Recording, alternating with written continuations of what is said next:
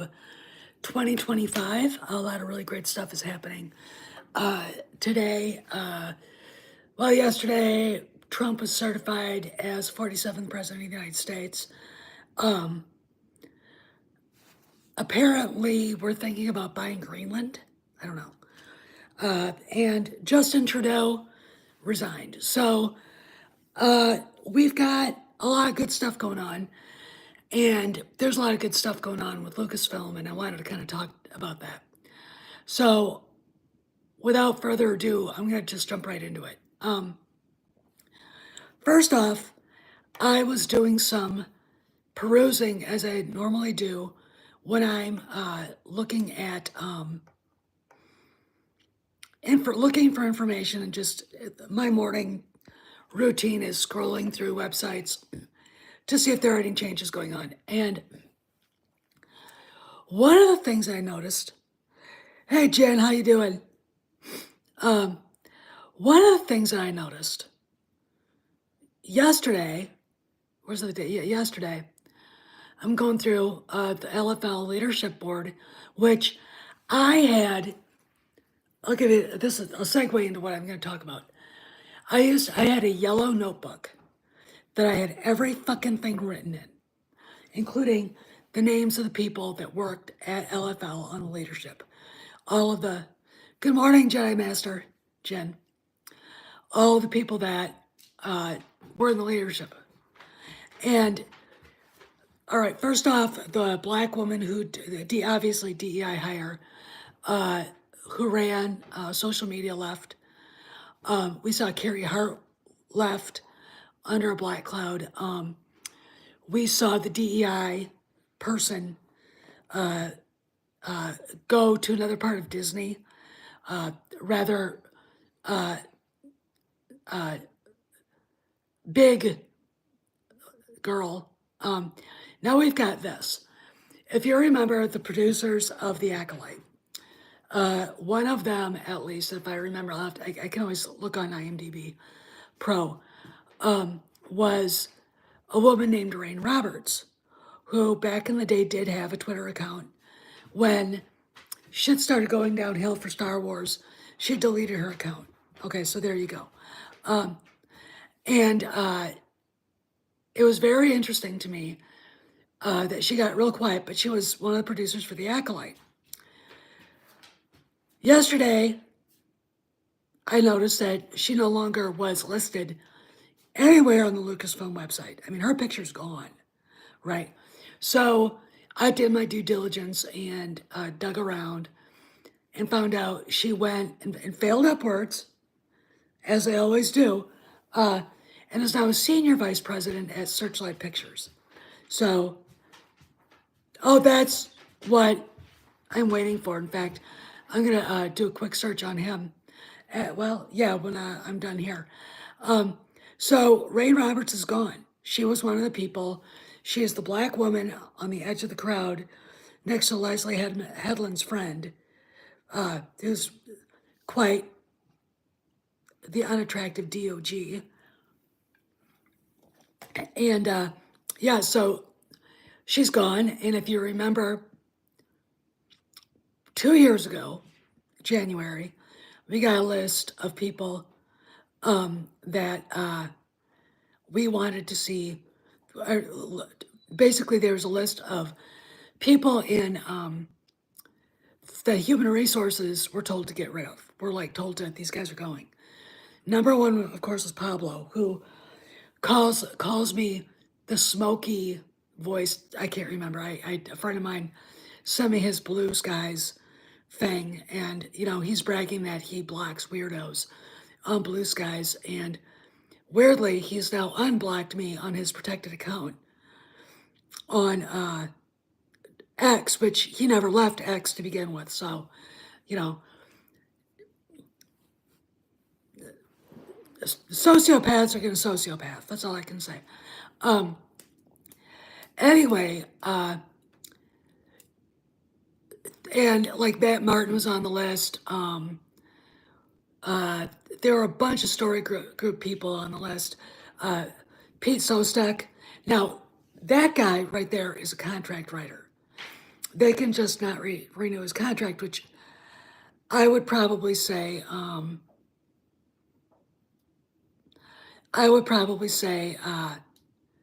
good riddance. Okay, just, we're not gonna, I mean, what is a company's biggest expenditure? Payroll. Okay, payroll. This is why when a company is in trouble or they need to cut corners, they cut payroll first. Okay, because that's just what it is. Nothing you can do about it. That's just the law of how you run a business. Anyway, so and Rain Roberts was on the list. And the reason why she was on the list is because apparently she didn't get it along with the two white boys, John and Dave. And she was also part of the Acolyte. Now she's gone. She failed upwards. Seems to me that the first people to go at Lucasfilm are going to be DEI minority hires because they are not in a position to get anything done because they don't have any experience. Okay, so yeah, so to me, it's either they didn't re-up her deal, and before her contract was over, she probably started putting out a resume, and within the Walt Disney Company, and then she got an interview and got this job at Searchlight, or she just left while her contract was, I don't know. But it seems to me like this was a strategic move on her part. However, Sparrow has told Cameron that people's contracts were not going to be renewed. Okay, so look for others to just announce they're leaving. Now let's go to Justina Ireland and Kevin Scott. Now you guys saw the video that I put out about Justina Ireland basically saying that the High Republic was over. All right, we all knew it was. It was. Now Kevin Scott, so like last October, I think, insisted that it wasn't being canceled and said in a post on his website that he went and found some evidence that they were going to only run it till 2025. This initiative. All right, as someone who used to work on Capitol Hill and worked for a congressman, you guys know, I worked for the House Majority Leader, Congressman Richard K. Army, 26th District, Texas. I am a former presidential appointee in the Bush administration. I know bullshit when I see it and when I hear it. If the High Republic had been successful in any way, shape, or form, like kids were buying the books off the shelf, they would still be printing the fucking books. It failed, and they're shutting it down. They can say that it was never supposed to go beyond 2025. Again, if you're got something that's successful, you don't shut it down. Okay, so the idea that, well, they were gonna stop it in 2025 is absolute monumental bullshit he's shoveling out there. Because look, does it look good to potential employers, like if they need someone to write a Star Trek novel, or George R. Martin, like decides his franchise, they're gonna divvy out the work and let other writers try their hands at Game of Thrones. Does it really look good when these guys are looking at potential writers that the franchise they worked on canceled their initiative because it was bombing? I mean, no, it doesn't. So he's gonna puff it up to say what it doesn't, to tell you that they were already planning on shutting it down. Again, if it had been successful, they never would have shut it down. So there. Okay, now let's go further. we've got a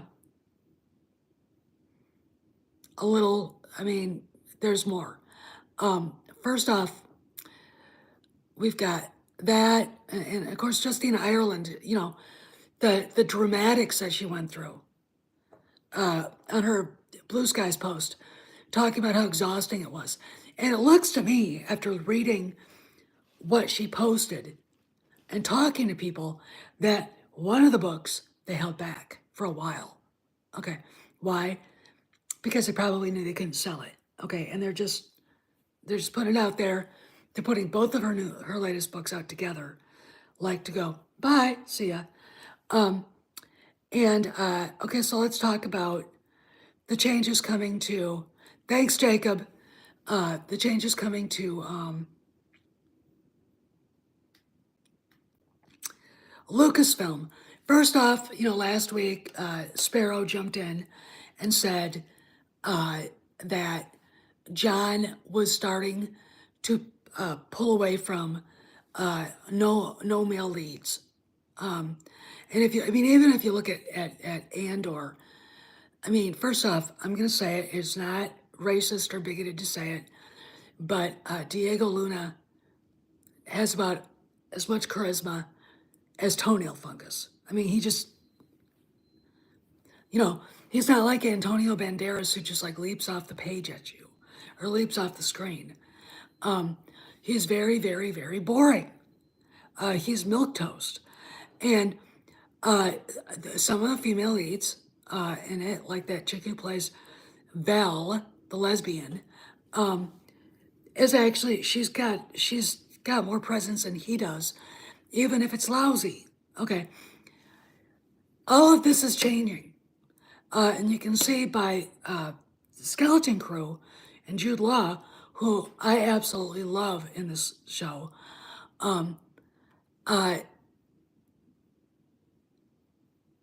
Is already taking over and basically leading the cast. All right. Now, this last week, spoiler alert, if you haven't seen it, seen episodes 6, defer right now. Where Nanawood decides to challenge Fern to over the rights to be captain of the Onyx Cinder, and he basically just grabs her and holds a knife to her throat, and she surrenders. And then he tells the excuse me, nose, it's always running. He tells SM-33 to take the kids prisoner, that they try to mutiny, and SM-33 does it, and they escape. They go down. It's like the garbage chute in A New Hope, and end up in the dump, kind of like echoing A New Hope. Meanwhile, Nawood sees the lightsaber that Wim had, and reaches out for it, and it jumps into his hand. So we really don't know what he's got going. Now, he gets captured, but he's now leading the pirates to Ad-Aden, okay, or trying to. But I think the only one who's got the coordinates is KB. And, but he has become, this is a great character. And he absolutely steals the show.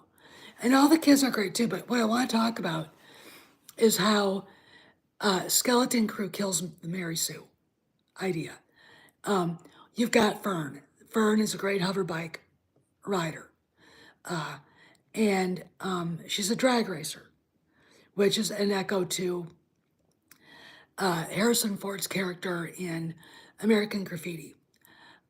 She's outwardly, people think she's tough, she's this, she's that. She's looks to be independent. But the moment she gets herself into real danger, the pirates that Crab in the garbage dump, KB having health issues, being freaked out when Nawood grabbed her, all of the things, or the fact that she knows she can't lead the kids out, that they're going to end up having to work together, that she's not who she claimed to be because she's still a little girl and she's made mistakes. This is the anti-Mary Sue. Okay. And if you remember, I didn't like her because I thought she was too smug. She's since stopped being smug at all. Okay. So you've got a fairly decent character in her, and it's going to be fun watching her grow, I think, in to the end of this run, this season. And I think it's going to be a lot of fun watching all the kids.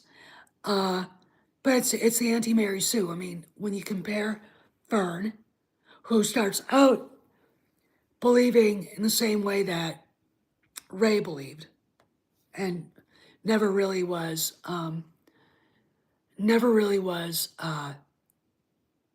challenged, you know, in a way.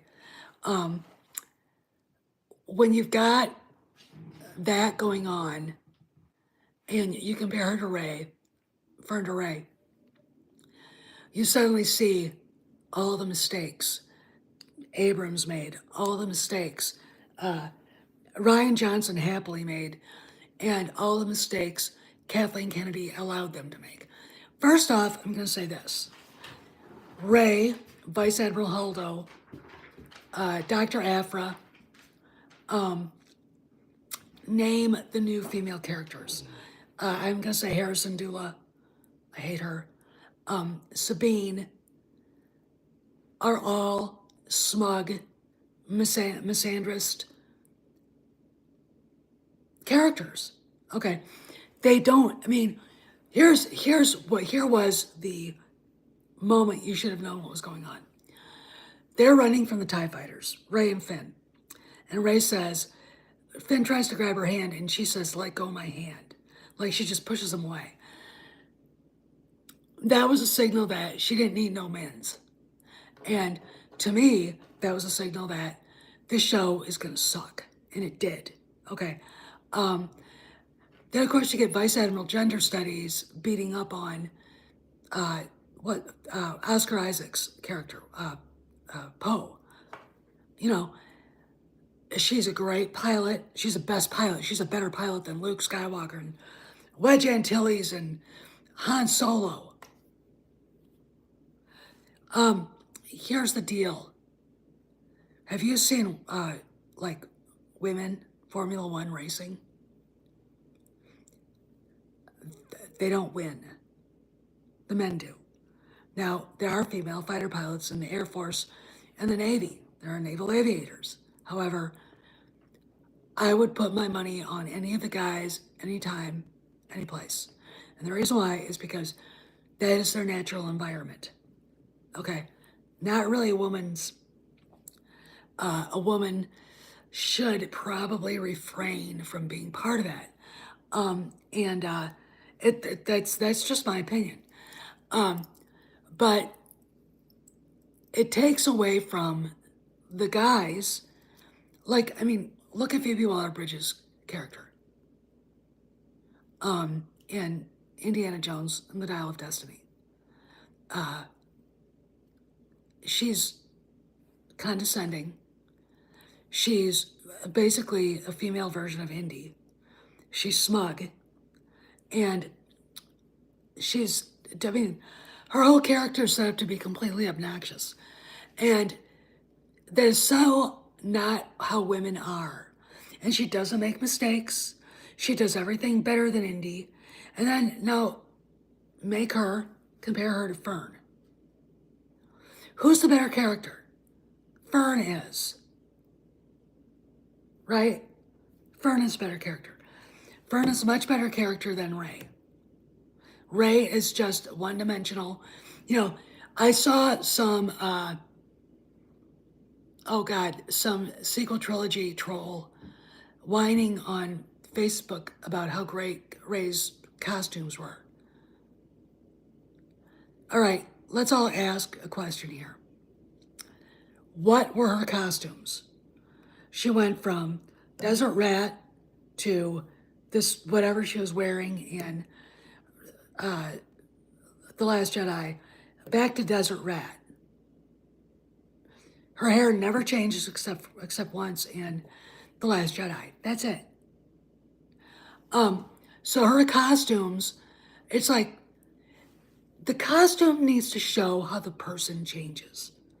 Okay, Leia's costume in A New Hope is white. It's either the white Senate dress she's wearing or the gown at the medal ceremony, where she really does look like a princess. Okay, then we get to The Last Jedi, where she's dressed in a snowsuit and a vest. And, she's got her hair did up tight.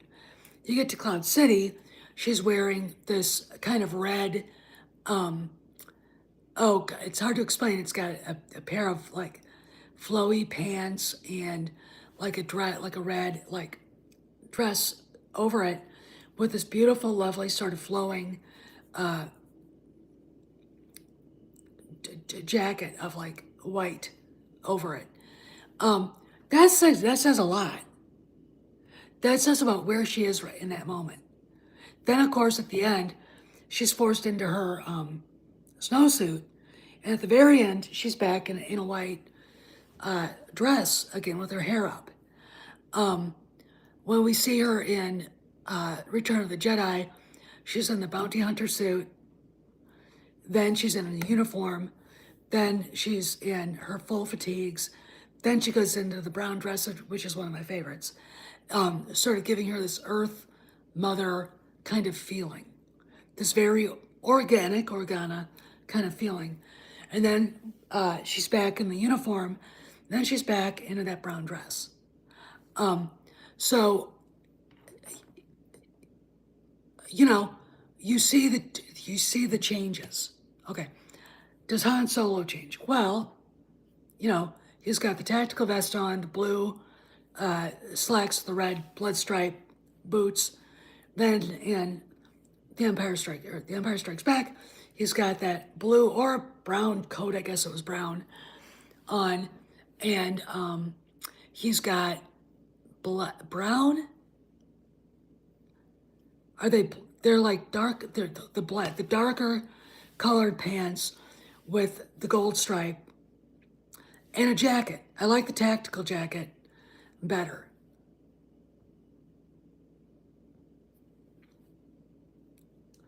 And it just works better. And then he's wearing the shirt, a different shirt, not the buttoned up shirt. You get to Return of the Jedi, and of course he's still in the same clothes from when he got put in the carbon freeze. But when he comes back, he's wearing a tactical vest and brown pants with the gold things. Now, what does this tell you about the character? He likes kind of this simple sort of manly man, sort of cowboy wardrobe. Okay, it's gunfighter wardrobe. If you ever watch any shoot 'em up cowboy TV shows like Gunsmoke, Bonanza, or The Big Valley, the guys are wearing vests, shirts. They got a gun rig on their hip, and they're wearing boots. Okay, it's his costume is echoing the gunfighter from the Old West. I've said this before. Luke, pajamas. That's what he looks like he's wearing in A New Hope. Then he gets into a tan jacket with a pair of fatigue pants. All right. And then, he's got his flight gear.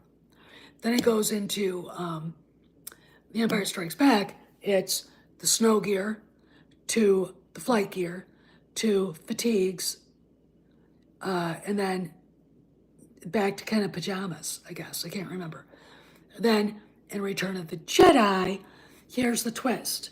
This is how you know the character has made a leap in his personal life. He's wearing a black knightly outfit, tall black boots, and he's wearing black. And the Jedi robe he's got is dark. It's not brown, it's dark. Which is significant about where he feels as far as his growth with the Force and his Jedi training, etc. Kind of like where his dad was, because his dad, Anakin in Revenge of the Sith, was wearing a dark knight's outfit, echoing kind of what Luke wore. Okay, so those are differences. Okay, those are where the character is at. And Rey does not get any real costume change. I don't think anybody really did in either The Last Jedi or any of the movies, the sequels, because neither director could really understand. They never understood what George Lucas understood. And that was, you have to use everything. Costumes, visuals, cinematography, everything to tell your story. They didn't tell the story. They didn't tell any story. They just threw shit up on the screen, especially with The Rise of Skywalker. I mean, it was just like, what the fuck am I watching? You know, I scrolled through it. I thought it was awful. There you go. So that's it. You know, really, there's nothing much else going on. I'm gonna have to rewrite the list of people from on the leadership board on Lucasfilm from their website. We've got the DEI girl, Queen Denchuku, gone. We got the social media woman, gone. Both replaced by Hispanic males, by the way. And then we got Rain Roberts, gone. And really, the only person who's significantly on there that is a black woman is Rhonda Hjort. She's a lawyer. And she was one of the people that helped set up Blue Stockings Limited UK, the shell company for the Acolyte. And so I look at her as probably either on her way to retirement or going somewhere else. But, you know, there you go. That's it. So I think, again, you got to remember, Rain Roberts, according to Sparrow, did not get along with John or Dave. That's a red flag. Now, let's talk about other people. Somebody on here mentioned Matt Martin. I mentioned Pablo. And there's some other people on the story group that will probably not see their contracts renewed. Why? Well, first off, here's the deal. You give them busy work. Okay. Until they go. You don't give them anything major league. And with the Stoned Republic being canceled, I don't care what Kevin Scott said, it's apparent that the people that were involved are probably also at the door because the Acolyte was attached to it. In fact, Justina Ireland basically said one of her books is about the Acolyte. It's about Master Venestras, Hedlund's friend's character goes out on some sort of adventure with the Way Seeker or the Wayfinder, and it's the thing from fucking Rise of Skywalker. It's basically the dagger of Mortis. Okay, so anyway, all right, so guys, I gotta go, and I want you guys to have a good afternoon. I hope you're having a great new year. Justin Castro's gone. And I wait for Keir Starmer to go. And then either he goes before, either he goes or Emmanuel Macron goes.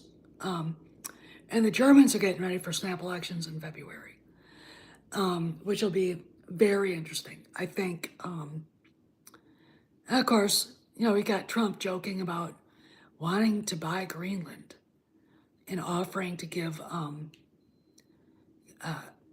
Canada a chance to become the 51st state.